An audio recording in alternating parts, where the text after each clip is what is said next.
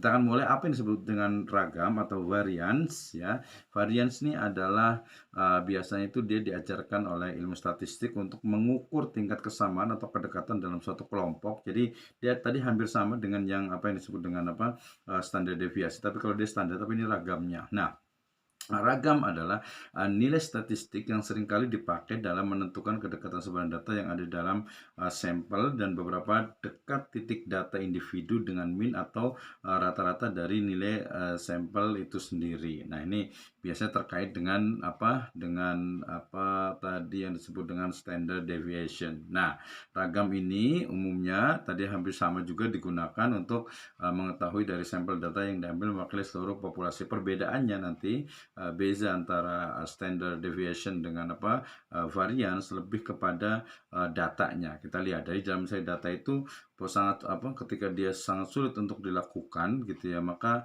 dipilih sampel data yang mewakili dari 10 variasi. Nah, ini ya hampir dekat baik itu single data ataupun juga yang data kelompok ya. Dari formulanya nih, dari rumusnya itu ya ada ragam atau variance, kemudian juga ada nilai X ke I kecilnya, kemudian juga nilai rata-rata dari datanya, dan juga nanti jumlah datanya. Ini rumus yang untuk data tunggal. Oke, saya bagi contoh ya, ketika tadi ada 8, sekarang ada 10 ya.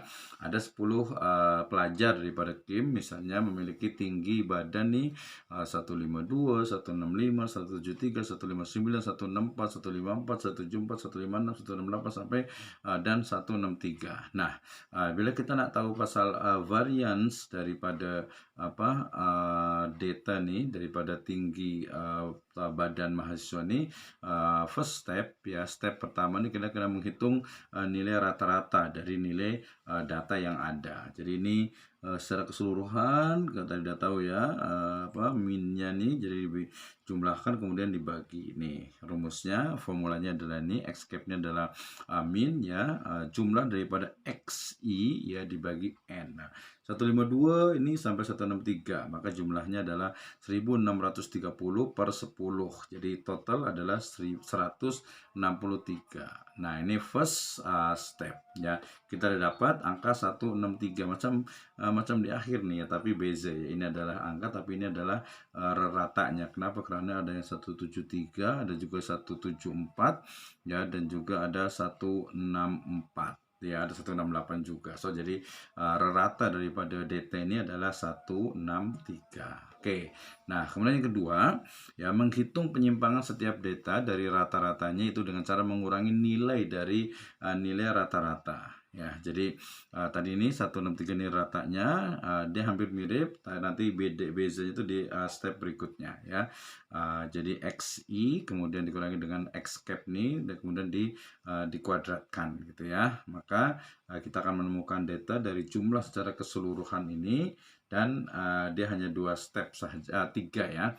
Yang terakhir itu simpang setiap nilai data tadi. Ini jadi secara keseluruhan sudah sebutkan sebenarnya hasil daripada ini dikurangi ini kemudian dikuadratkan, kemudian di plus sampai ujungnya adalah kemudian dikuadratkan, kemudian dibagi dengan nilai rata-rata daripada data. Tadi rata-ratanya kita sudah dapatkan ya, rata-ratanya, kemudian nanti dijumlahkan per, kemudian dibagi ya 10. Maka totally daripada rumus variance ini yaitu jumlah xi kemudian dikurangi x cap ini dikuadratkan dibagi n, maka 547 total dari keseluruhan ini pengurangan tadi itu ya menjadi 54,7. So berarti value dari atau nilai dari variance ini adalah 54,7. Nah, dan ini pun ya biasanya juga ada di apa Microsoft Excel, apalagi di SPSS sudah lengkap sekali, tinggal kita masukkan datanya kemudian kita jadikan sebagai apa satu hitungan ketika kita nak buat pasal mungkin kalau di Excel ini dia tak boleh oleh banyak variabel ya. Biasanya Excel ini dia hanya gunakan hanya satu variabel saja, misalnya X1 terhadap Y ya, X1 to pengaruhnya terhadap Y atau Y. Nah, itu tapi kalau dengan SPSS bisa sampai 3, 4, 5 sampai 10 pun bisa gitu ya, untuk X1, X2, X3 dan seterusnya. Walaupun studi tentang kajian tentang regresi, misalnya regresi linear berganda ataupun regresi linear sederhana, itu sebenarnya tidak terlalu banyak banyak juga dikritik gitu ya, tidak banyak karena nanti ada faktor independen dan faktornya dependen dalam variabel dependen dan variabel independen. Nah, nanti ini agak lebih mendalam bahwa kalau yang namanya dalam Islam ya, itu kajian tentang tauhidic paradigm namanya, bahwa circulate teori ya, bahwa semuanya itu saling berhubungan, semuanya saling dependen, sehingga tidak ada yang independen kecuali Allah Subhanahu wa Ta'ala. Betul. Ini kemarin saya belajar dari satu senior lecturer atau senior researcher dari Central Bank Indonesia, Pak Dr. Ascarya. Dia bicara tentang ya riset metodologi juga, bukan hanya bicara tentang data, dan dia tidak netral ya, tidak netral dalam makna itu dia mesti ada ideologi di sebaliknya. So berarti macam statistik ini pun sejak awal kita udah paham tadi, bahkan sebelum kita sudah cakap banyak, tapi kena ada riset lanjutan ya. Nah, salah satunya ada satu profesor dari Kanada, tapi belum mengajar di Jakarta di Trisakti University, Profesor Dr. Chudori Masudul Alam ya, beliau dari Kanada.